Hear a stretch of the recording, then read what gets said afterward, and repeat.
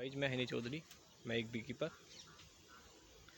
देखिए, मैं अब कुछ जो नए लोग बी कीपिंग स्टार्ट करना चाहते हैं और वो ये पूछते हैं कि इसका स्टार्टिंग करने का समय क्या है।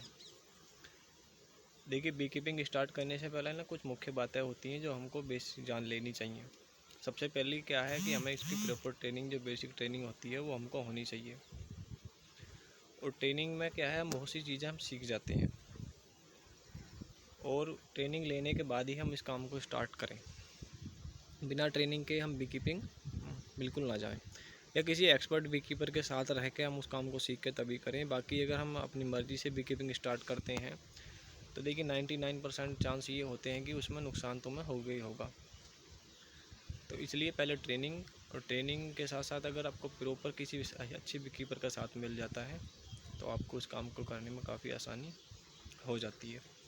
अब देखिए, अब मैं बताता हूँ उसका स्टार्टिंग करने का समय क्या है। देखिए, हमारे यहाँ का जो इंडिया का क्लाइमेट के हिसाब से हम देखें नॉर्थ में, तो इसका जो सबसे बेस्ट टाइम है वो हमारा सितंबर और अक्टूबर का होता है। सितंबर और हम अक्टूबर में बी कीपिंग की स्टार्टिंग कर सकते हैं। अब मेन बात आती है कि स्टार्टिंग करने के लिए हमें बॉक्स और मधुमक्खी चाहिए, तो वो कैसे ख़रीदें। तो देखिए, उसके लिए क्या है कि हमको जो है ना, हमेशा उस बी कीपर से मधुमक्खियाँ लेनी चाहिए जो साइंटिफिक बी कीपिंग करता हो, सुपर से हनी की प्रोडक्शन करता हो।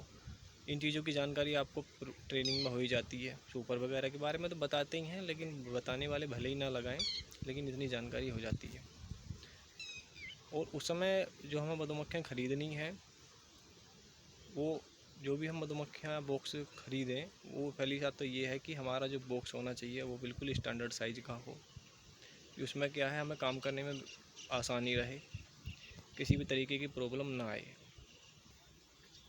क्योंकि जब हमारे पास एक स्टैंडर्ड हाइव, एक अच्छी कंडीशन, अच्छी लकड़ी का हाइव होगा, तब हम ही अच्छी तरीके से बी कीपिंग कर पाएंगे।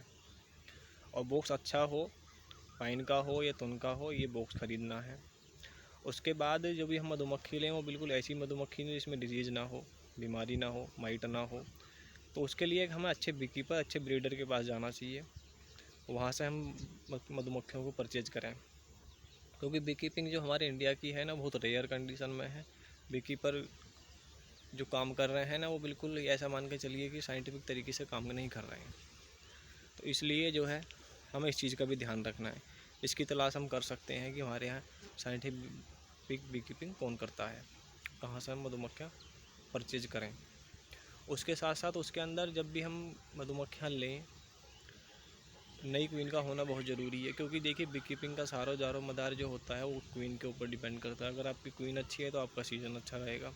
अगर क्वीन हमारी सही नहीं है तो हमारा सीज़न भी।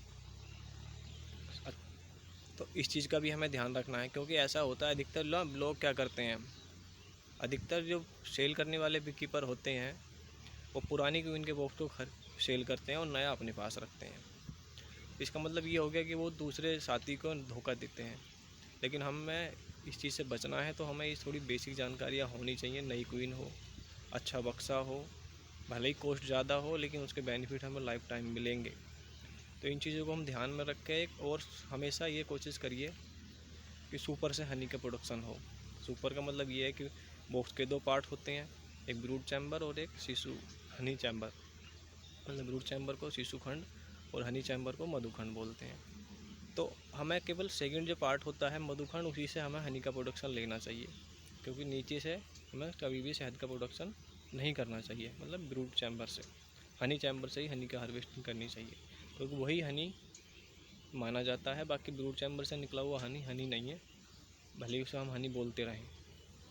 तो इस चीज़ का भी हमें ध्यान रखना है।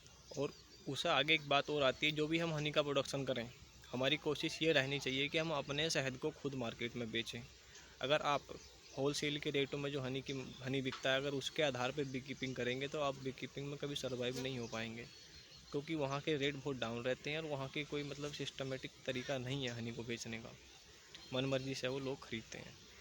तो जो भी नया बी कीपर काम स्टार्ट करना चाहता है तो वो इन चीज़ों को ध्यान रखे और अपने हनी की खुद मार्केट अगर वो कर सकता है तो ही इस काम में आए, बाकी नहीं आए। क्योंकि नुकसान ही होगा, बेनिफिट नहीं हो सकता। अगर खुद हनी बेच सकता है तो कोई दिक्कत नहीं। पर खुद बेचने में कोई प्रॉब्लम नहीं आती जब तुम्हारी क्वालिटी बढ़िया है। अगर आप सुपर से काम करेंगे तो क्वालिटी आपकी नंबर 1 होगी, उसमें कोई दो राय की बात ही नहीं है। तो आप इस तरीके से काम करो और समय से शुरुआत करो और सही बीकीपर को चुन के उससे मधुमक्खियाँ खरीदो। धन्यवाद।